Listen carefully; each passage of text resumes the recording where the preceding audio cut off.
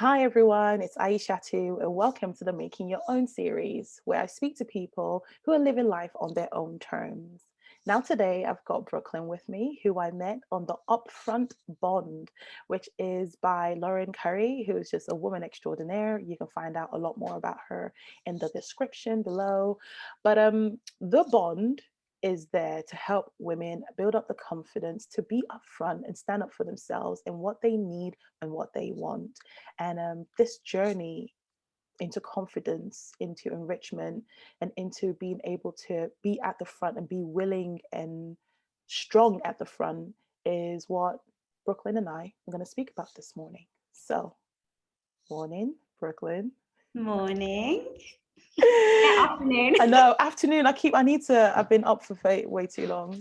But yeah, so hi, Brooklyn. Please tell us about yourself.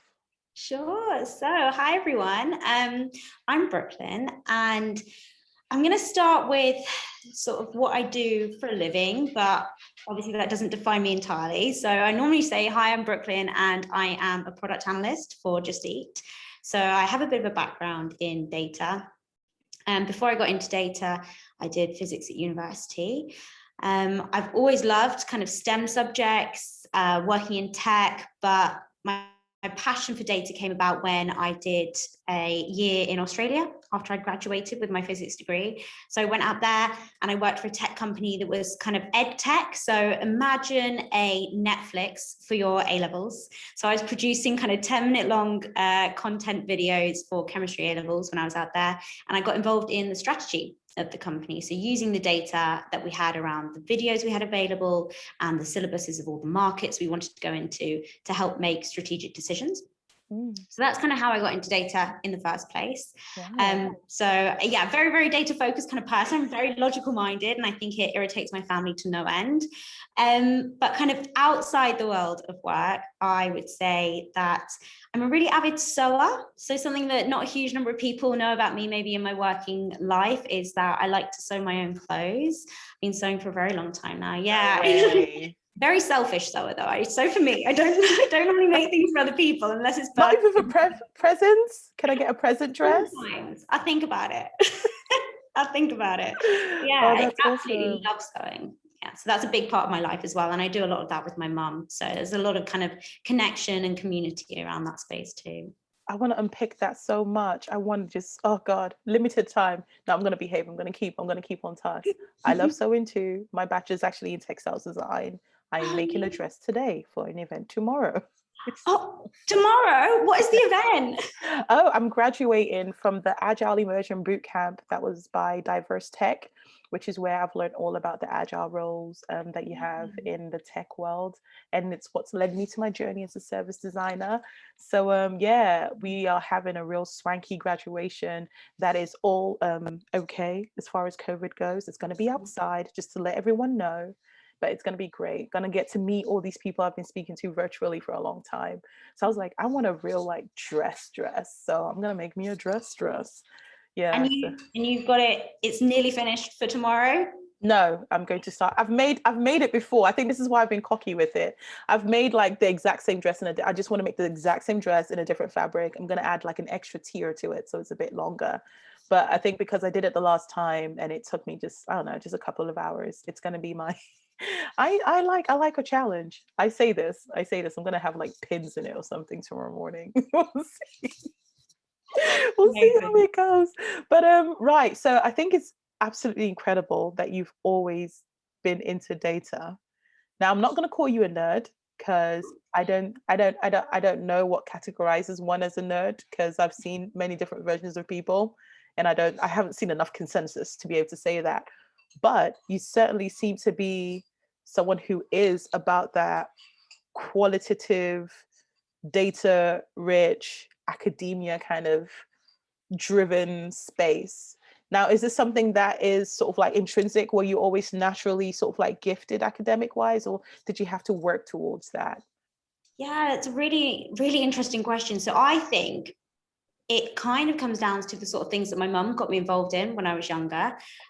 She is not a big science lady at all. She's much more into humanities. She wished I'd studied English at university, but she used to take me pond dipping when I was younger. And so you'd sit there with your net, you'd go through the pond, and then essentially you would look out with a key what you'd found in the pond. And that just, it kind of grew from there, I think. And I would say, it's to me, it's been about my surroundings and the environments that I had at school. I think my science classes I always loved. I think my teachers were fantastic when I was at school. And I'm kind of reclaiming the word nerd a little bit. Okay. So, I don't mind being called a nerd, but then when you say, is it something that you've had to work out? I don't think I am naturally gifted in that sense at all. I decided to do physics at university, thinking to myself, Brooklyn, this is going to be difficult. You're not going to be naturally gifted at this, and you probably are going to be struggling on this course compared to people that are what you would call naturally gifted or geniuses in physics. And you are exposed to those people. I think something that really helped me with my journey at university is that, yes, physics is a very male dominated industry and degree, but actually, unfortunately, the stereotype still sits there of quite quiet individuals tend to take on a degree in physics. And so actually even though there was only 20% of us who were women on the course versus 80% men, being a loud, if I'm allowed to say that, I'm quite a loud person in a room really helped with that journey. So kind of confidence through there allowed me to say, actually, it's all right, I'm going to struggle on doing this by myself. Let me ask other people for help. So it was not a natural gifted thing at all, but it's using others within my network have really, really helped me to kind of succeed at university and beyond. Well, it's interesting that maybe, yes, not naturally gifted at physics as a subject, but your natural gift of being able to express yourself meant that you were able to excel in the subject that you I'm sorry, I have to chuckle real quick because my husband's working really hard to distract me while I do this. So he's literally made a show next to me, just dancing and moving chairs. And this is why I've had to go on mute several times. But I've said it now, and he knows I've said it, and he's going to calm down now. So, but following on from the statement I was making with regards to not naturally being gifted at physics, but because of your natural sort of your innate personality, almost you were able to then use that to help you excel at the subject. And I'm wondering if that then makes you somewhat natural at it. I see what you're trying to say there. It was almost as though those of us who were a bit louder within that physics community kind of found each other and said, let's clobber through this together. I think we all probably came to university with that thought. We love physics. We don't think we're amazing at it, but go on, let's give it a go. And we had this saying when we would come together to do our work, it's like, bring something to the table. So you have to attempt the work, bring something to the table. And there was one girl who was absolutely lovely and she really struggled with the homework one day. And so what she brought to the table was cakes. She literally brought something to the table. But it was just such a lovely environment. That's smart thinking, isn't it? That's smashing. I can't do the homework in our group, but I'm bringing cakes, so you guys do the work. Okay. I think I envision her doing really well in the workplace. Bringing cakes for everyone. Right. So we had just mentioned just before we came on to start the interview about this idea of being deliberate versus being passive in terms of building up your confidence and the way that you approach things. And a note that I made actually was this idea of being naturally sort of confident versus learning how to be confident. And I wonder what that brought up for you then, thinking about how it is that you've gone about your confidence journey, especially in the workplace. This has been a massive kind of reflective journey for me over the last kind of 4 or 5 weeks of the course, because actually when I look back on my confidence, and as you say, natural, it did feel very natural to me to stand up in front of people, have conversations with others. I mean, I went to an all-girls school, so there wasn't any situation where I didn't feel I could speak out. I went to do physics in quite a quiet environment, so someone loud, is going to be heard. And then it's only within the world of work, and to be honest, lockdown has hit me like a ton of bricks with my confidence. And so that's why this course has been so valuable to me over the last few weeks. And I hadn't even considered that confidence comes in ebbs and flows, which it clearly now has when I look back on the last few years of my life. So that's been a major learning for me, that we're not born confident, because I thought maybe, oh, I'm one of the lucky ones. I was born confident, and then took a hit, and I realized actually I can build myself back up again. I think that's so amazing, in that I hadn't considered it at all, that someone could be confident and then say, oh, I'm no longer confident, without something particularly traumatic or something, like particularly distinctive happening. And this idea of it being in ebbs and flows, I think is a really interesting one. I think it's a significant one, that it's worth, I wish just more people accepted that you're not in a permanent state ever of anything, really. Yeah. And I wonder then, what is it that you think led to, let's say, the dip in terms of confidence? Like, how is it? Because I imagine, were you working remotely throughout lockdown? Yeah. So for me, something that's always come back in feedback for me with people that I work with is, oh, bubbly personality. It's great to have in the room, really brings energy to the team. And I sat down with one of my managers, and this was probably a couple of weeks before lockdown was even a consideration, and had a bit of an informal review. And he said, look, I think it's wonderful that you get all this feedback about your energy and you bring life into the team. It's amazing. I want you to know that you don't always need to be that person. If that is not feeling natural to you that day, you don't need to be that person for the sake of everyone else around you. Wow. At the time, I was like, but this is me. I come into the office and I'm like, hey, who wants a cup of tea? Like, oh, I'm never going to feel that way.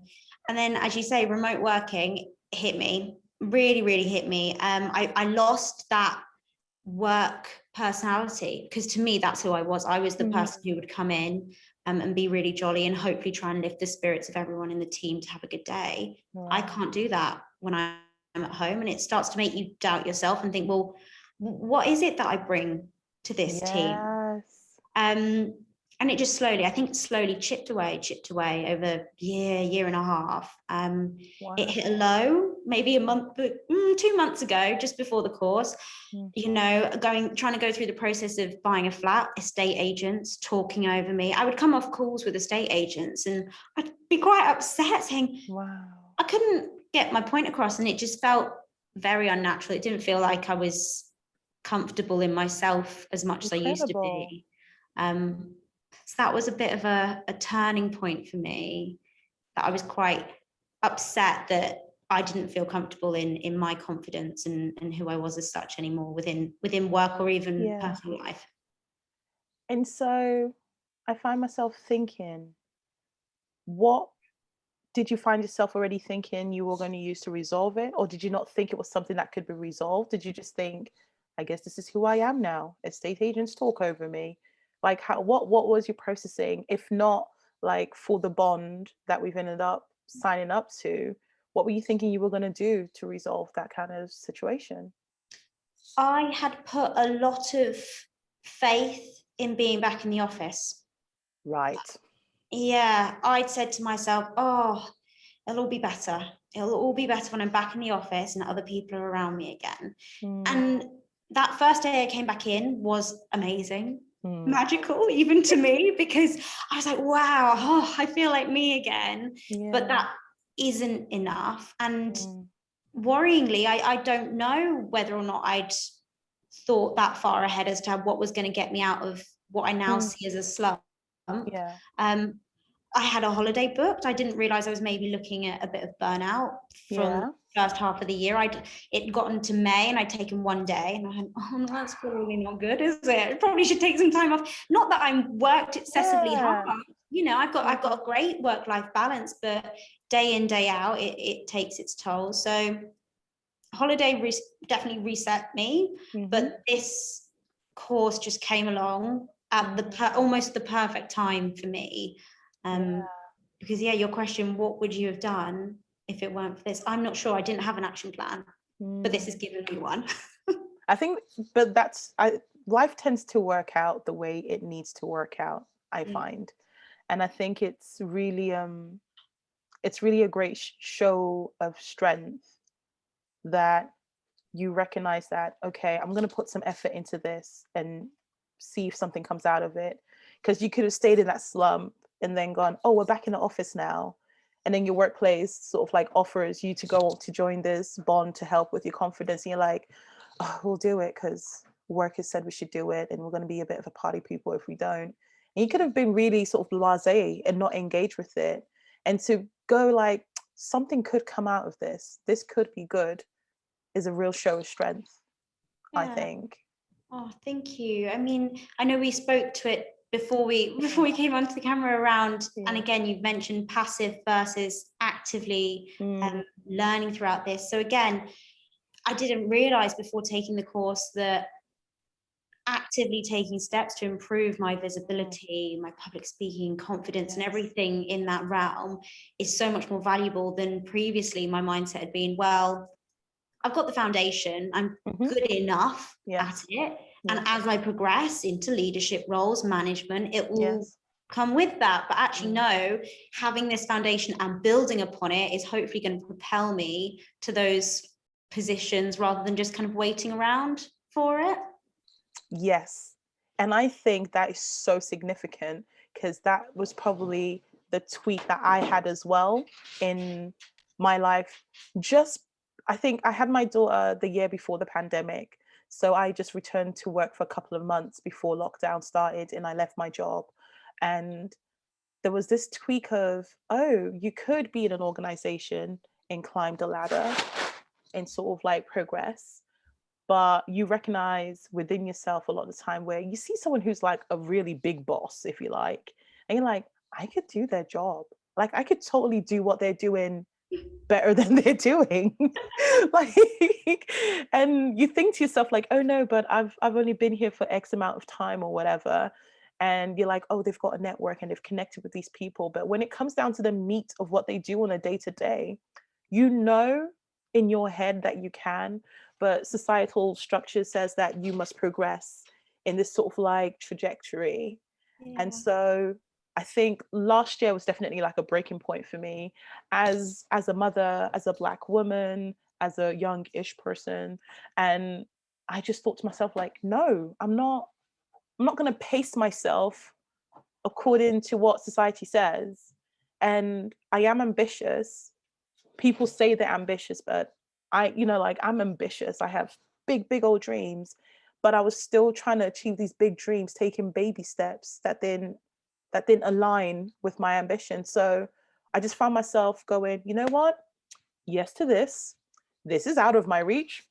I'm not connected. I don't know what's happening, but I've just completely taken advantage of every single opportunity to sort of like jump, if you like, because there's certain parts of me that need to go by baby steps, and that's the truth. There's certain bits that just can't skip that way, but there's certain aspects of my personality that are just ready for that challenge. And so I think this idea of actively going for stuff and actively developing things rather than giving time for human evolution, because humans take a long time to evolve. They take their sweet time doing things. And so I completely recognize that. And I also I'm completely with you with regards to being the person who's the energetic one, because I'm always like in an interviews when I go, what do you bring to a team? I genuinely cite my energy, because that's what is, I get stuff done. I still do qualitative stuff, but I'm there, I'm cheery, we're singing, we're dancing, we're getting stuff done. I'm bringing biscuits and I'm bringing cakes, like bringing it all to the table. bringing it all to the table. But I think it's so significant, and I really appreciate you being so open about the fact that you've had to be more deliberate about what it is that you're doing. So I wonder then, what is it that you're finding is like a real pull for you now that you're in the bond and you're engaging with the content and engaging with people? What is it that you're finding is really making a difference for you? Because it's a short amount of time and it's dense work, like there's stuff to do. Yeah.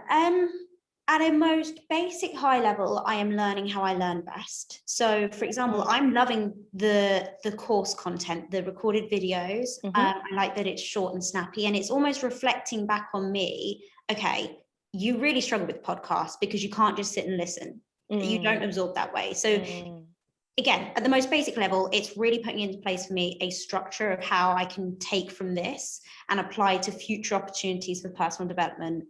Right, you're going to be better with a course when there is something a little bit more structured set up. Yeah. Some of the things are hard, and just kind of hopping back a little bit to something that you were saying there around systems and, you know, taking baby steps because this is how society expects it to be. The hardest thing I am finding is engaging on the bond. It's so easy to sit and watch others' achievements and say, yeah, amazing, like, awesome. And not necessarily put yourself out there. Or conversely, I am struggling slightly still with this age concept. So I feel like quite a young member of the bond. So reframing my mindset to say, yes, I have something valuable to put in, or maybe my advice from my different experiences could be interesting here, versus there's a woman on there who is, you know, in her mid-40s, successful career. She doesn't want to hear from me. So that's hard. That's been one of the hardest parts. I'm trying in this last couple of weeks to throw myself into content a bit more, and not necessarily more about my wins, but trying to maybe engage in a few more of other people's, and, you know, throw my hat into the ring in that space. And the other thing that is really resonating to me is the don't speak in apologetic statements. That has been one of my favorite learnings so far, because as a data analyst, what I did is, how do I make this measurable? How do I look at the before and after and see what's changed?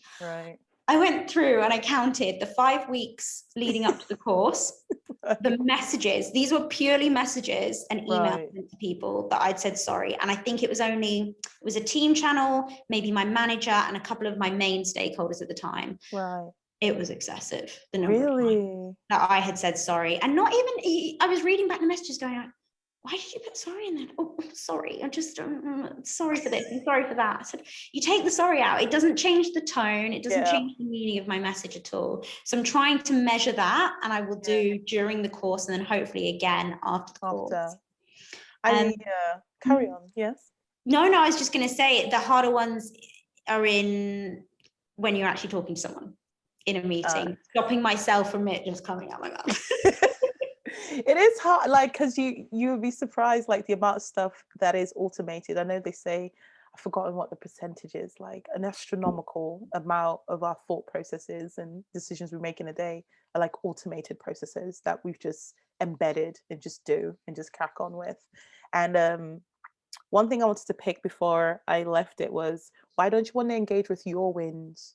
I'm curious as to why you don't feel like there's space or necessity or whatever it is that you've thought for your particular wins. I think maybe that comes down to something I felt about myself before the course. Is I think I shout about myself enough in my own brain and in my own life, and I know that we shouldn't intrinsically tie our worth and value to recognition from others, but I can't help it. That is my personality. I love it. If someone says you've done a good job, I'm like, yay, yay me. But it's that learning piece around picking up other women. Something that's been quite hard for me to come to terms with or admit is when Lauren said at the beginning of the course, you know, was it 80 or 90% of people have a negativity bias towards women? I put my hand up and say I probably am also one of them. And I'm trying to unlearn that, because I can sing and shout about my praises, but my friend over there is doing really well. And that's nice. Okay, it's interesting to keep a note on. Why shouldn't I be like, oh, amazing, this is incredible. Exactly. So to me, the reason that I want to try and engage more on other people's posts is because that is a piece of work I need to do. I need to work harder at that. Yeah, that's great progress. Like, if I was a teacher, I'd be like, yeah, she's got a really good learning objective over there, and I was like, she's doing really well. She understands what's happening. Now, I am so in sync with that, because that was a big thing that came out for me as well last year, where the protests were happening, people were speaking up, and people had so much emotion and so many feelings, and I had those same feelings, but I noted that I hadn't been expressing them. because it's one of those things, like, I don't want to be overly involved in someone's business, you know. I don't want to seem like, do I come across as genuine? Do they know that I genuinely care? And there's something really big for me about authenticity, which Yeah. is where I'd almost trapped myself in that, because always want to be authentic. If someone did something well, for example, and I didn't know them really well, I'll be hesitant to say anything, because I'll be like, maybe they do they, one, do they care about my opinion? But also, like, will they know that I really, really do think they've done well? And over time, it just meant that I just stopped like giving any sort of praise. So I recognize that Yeah. entirely, and it's part of what I've tried to do on there. Because what I noted initially when we signed up to the bond, like, the notifications were bonkers, and I was just like, no. I was like, turn off notification. I don't want to see. And no, I'm just gonna be. And then it became a thing of, I'd said something in one of the like mini bonds, and it sort of like caught a little fire and people were speaking. And then I had that same like sort of like pang, because I was like, I wanted to be able to respond authentically to all these 50 women who had said stuff, but I didn't have the capacity. So rather than be like, it's been great hearing all this stuff that you're saying, well done sharing, and just send it out and leave it to the universe for them to know that I'm referring to all of them, I just didn't say anything for a bit. Yeah. And that was something that I think it was probably like the second session where Lauren was speaking about the sisters who ran the Everyday Racism Yeah. Instagram account. And I was just like, why are you being hesitant? Don't just say. So rather than try to put myself in this trap of, I want to be authentic and I want them to know that I really care and I've really thought about it and I've really read through it, I just did what I could. So anyone's post that I could catch, I caught and I posted on. And if I could do a like, because I have a complicated relationship with the like button Yeah. and all the platforms. Because it's just like, what is it? What am I liking this for? Like, what does it mean? Why is this valuable? And Mm. I've tried to like lower the bar slightly, because I'm noticing now that for other people, having those likes is like, it genuinely is Yeah. enough for them and it is valuable Yeah. to them. And so, yeah, I definitely understand that challenge of being able to praise other people and being able to like verbally praise other people as well. Like, Yeah. good job. Yeah, and I think the authenticity piece, I completely agree with you. It doesn't feel natural if you don't genuinely think that that is amazing, or Yes. it's hard. It is hard to fake that, and someone will know. So I think something that I'm trying to reframe in my mind is that paying it forward. So I have that Yes. leader in my life. I have a few cheerleaders in my life. You know, you've got women cheerleaders, you've got your mum. I've got a fantastic supportive manager at the moment. You know, above her is another female manager, again, an amazing cheerleader, and will always recognize individual contributions. So because I have that, it shouldn't stop with me. Yes. It might not necessarily always go back towards them. I try to make sure it does when they've done something, you know, really, really useful, but then paying it forward. And maybe I need to engage within the bond over this next couple of weeks a bit more with kind of recognition, even if it is a case of, this really resonated with me. Thank you for sharing. Yes. That is, it's such an easy thing to say. And that has happened to me so many times, and I've just not posted it. And I'm not losing or gaining anything from not doing it, but someone else is losing by not hearing how I felt off the back of something they've shared. So, yeah. I completely agree. And you know what? I'm going to take that on as well. I'm going to try and be more deliberate about just saying this stuff, because I'm reading stuff and I'll be like, do I say stuff, or like, I can't say enough. I don't have enough time to say all the things I want to say. So I'm going to say nothing, which is, they miss out on someone knowing that someone's gained something or has engaged with with their story. So thank you so much for sharing that. And I just, because you mentioned cheerleading, and the last person I interviewed also mentioned cheerleading, and we spoke about paying it forward as well. So I'm happy that it's sort of like come up naturally. But what really came to my mind was that yesterday I was part of an event, a surprise event for some Black leaders in the community who had been given a post, a civil post that was well deserved, absolutely fantastic. And someone said during the call that we've put this event together because they work so hard to do so much for the community, but we find that people don't praise our leaders enough. They don't get their chairs, you know, because it's like they're leading, either they're busy or they're getting well paid. So, That's their job. you know, Yeah. like that's what they do. So why do they need to be told they should be doing a good job? You know, that's why they're there. And that really stuck out in my mind. And I'm someone who, I do get to know people and I do engage with people. And if I do get to know and you're in that space, I will cheerlead for you. But there's some leaders who are a bit distant, who do a good thing, and people just don't think to send it in that direction. So it's interesting that you mentioned that, oh, even though it might not, I try to make sure it goes back in their direction as well when they've done something really well, as well as paying it, you know, in the other way. So it's really Yeah. it's curious that it's just come up. It's weird how serendipitous like life can be. Yeah. But yeah, that is us coming up to our time, and I'm so grateful. Like I know I could talk to you all day because I want to know what you're doing. But I'm sure I'm going to pick it up with you another time. But thank you so much for No, giving me your thank you time for having today. me. And Yeah, thank you for having the opportunity for me to throw myself into this. yes, like I think you've done quite well. I think you've come forward, you've spoken well about yourself. I have no doubt that you're going to be doing all this public speaking and engaging with people so easily. It's going to be great. Yeah, no, this has been a fantastic experience. Thank you so much.